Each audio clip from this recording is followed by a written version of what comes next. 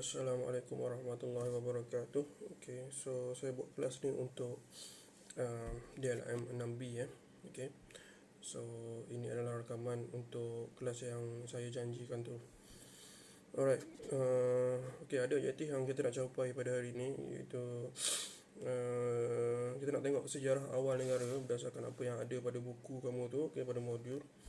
Dan sejarah awal negara kita ni bersifat positif, okay.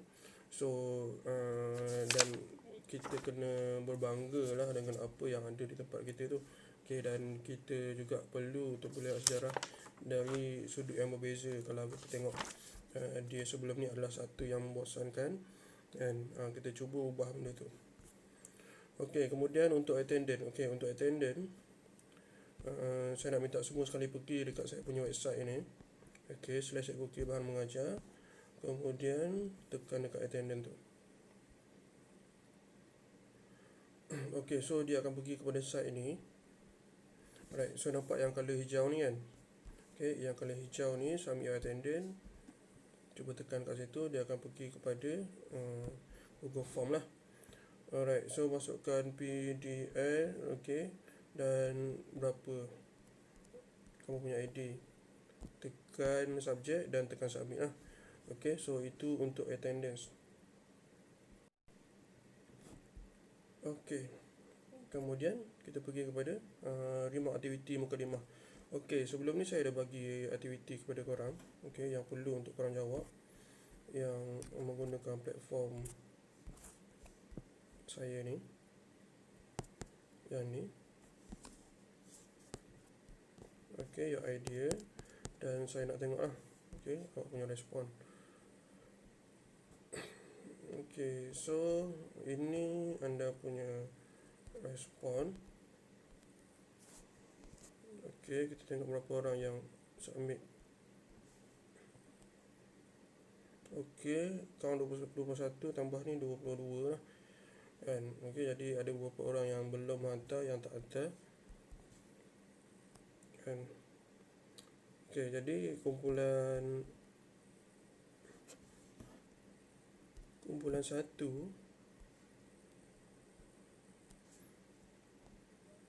okay, ada 5 orang. Kumpulan 2 ada 5. Kumpulan 3 ada 4.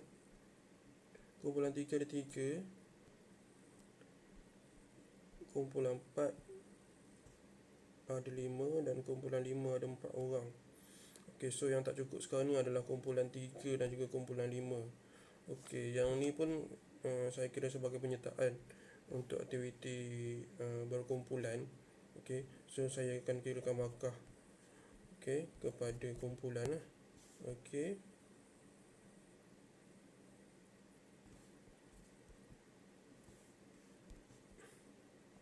okay, yang tak komplit adalah kumpulan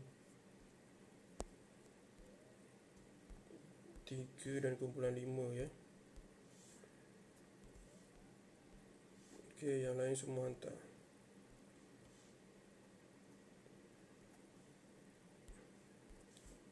Okay, dan kumpulan 3 paling sikit, jadi saya boleh bagi 1 je untuk ni. Okay, so kita pergi kepada konten. Okay, saya pergi by siapa yang hantar dulu, okay.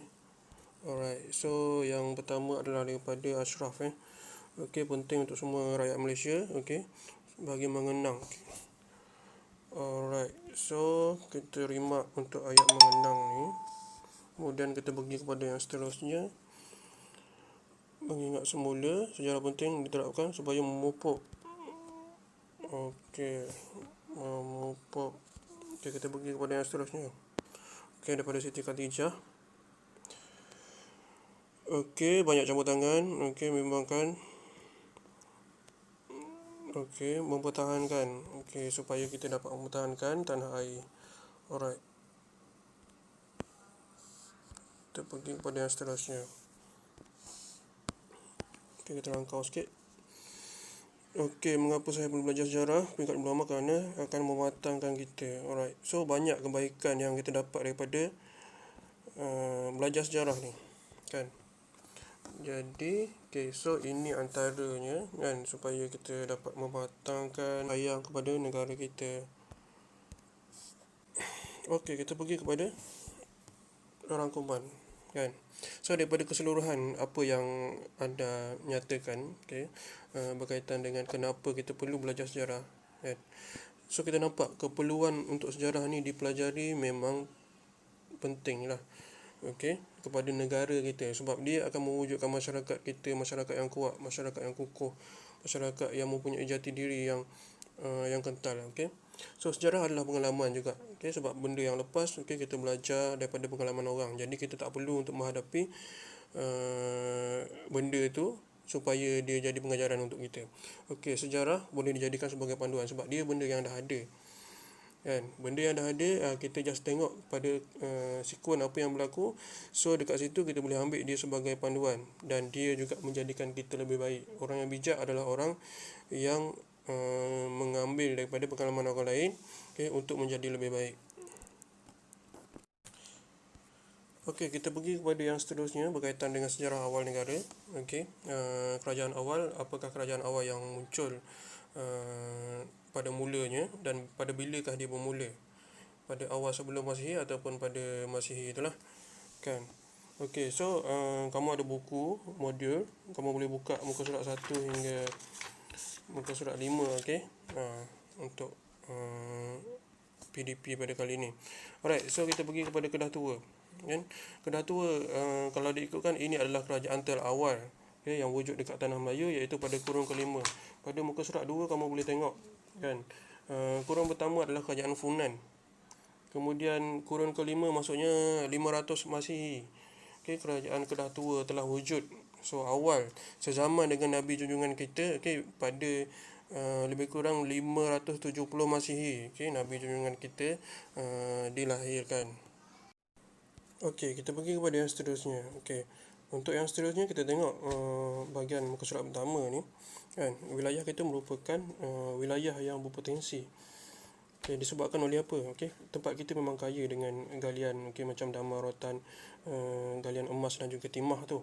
Dan dia juga menjadi tempat tumpuan pedagang awal, yang berdagang sebelum ni, iaitu daripada India, dan mendapat gelaran daripada bukan satu tapi dua kan, daripada ahli barat Yunani pun meletakkan gelaran yang bagus kepada kita. Satu disebut sebagai Suvarna Bumi, dan satu adalah Golden Chronos kan.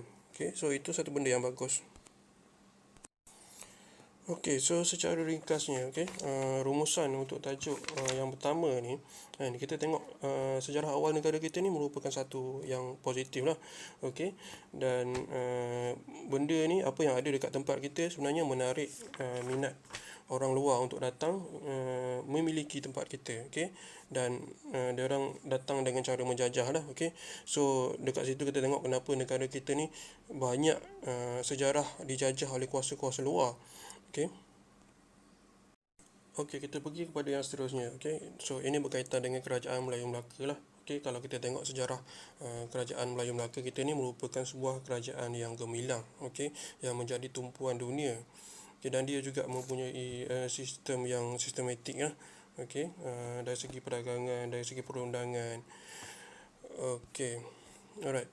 So kita merupakan waris kepada sistem kerajaan yang sama. Kita ada raja-raja kita sekarang ni. So itu berasal daripada sistem kerajaan Melayu Melaka yang sebelum ni. So persoalan dekat sini, adakah Melaka yang dulu boleh mengulang sejarah yang sama kegemilangan dia yang pernah dibuat sebelum ni kan. So itu saya tinggalkan persoalan ni untuk korang fikirkan kan. Alright. So untuk tajuk Melaka ni, kita tengok tajuk ni tajuk yang ringkas je, tapi banyak manfaat yang kita boleh ambil daripada tajuk ni sebenarnya. So Melaka adalah satu kerajaan yang gemilang, dan kita tengok banyak faktor yang positif lah.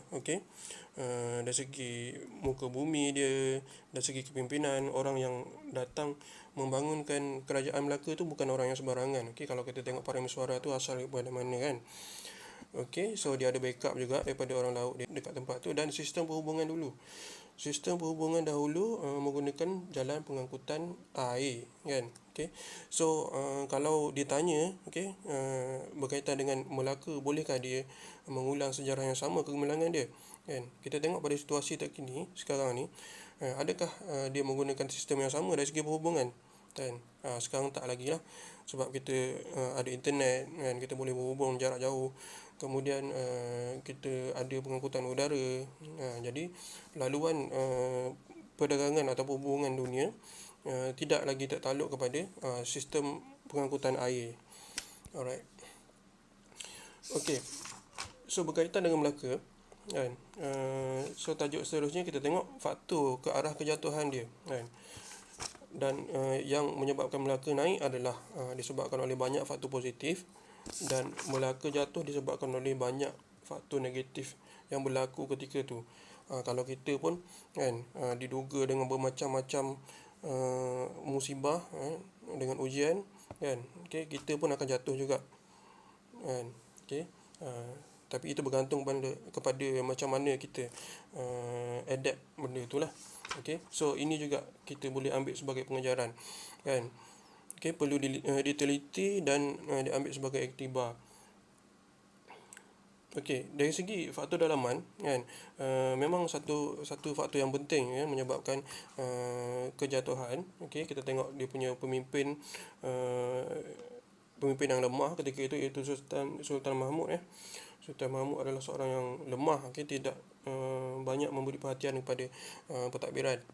Kemudian, kan, kita juga kena tengok faktor luaran yang menyebabkan masalah kepada kerajaan Melayu Melaka ni, kan.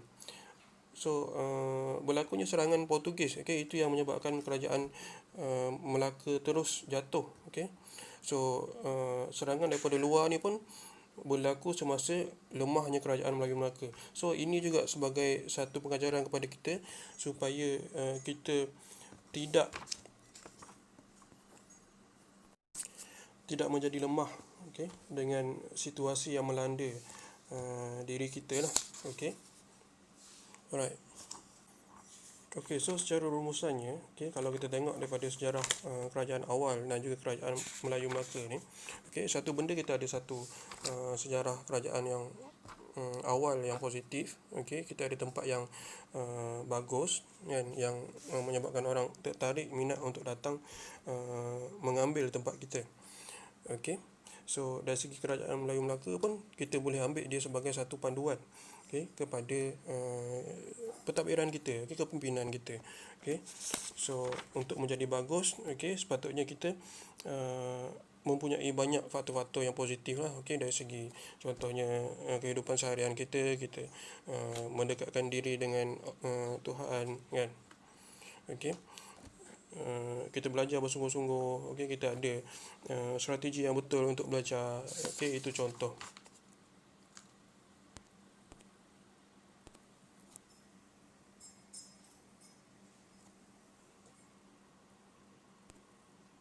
Okey, sebelum kita habis, okey, saya nak korang buat aktiviti, okey.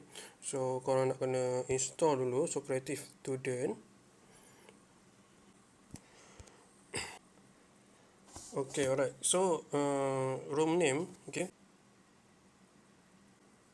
So dia punya code adalah yang ni. Okay, R3 G6 KN RRG. Okay, korang taikkan kod tu dan korang buat. So saya bagi masa sampai petang ni, sampai pukul 5, okay. So minta semua sekali buat. Okay, selepas pada pukul 5 nanti saya akan tutup lah. Okay, so ini juga saya akan kirakan markah. Okey, so saya rasa itu sajalah untuk pertemuan kita pada kali ini. Okey, semoga bermanfaat dan minta untuk korang study bab 2. Okey, akan datang minggu ketiga kita akan terus masuk bab 2.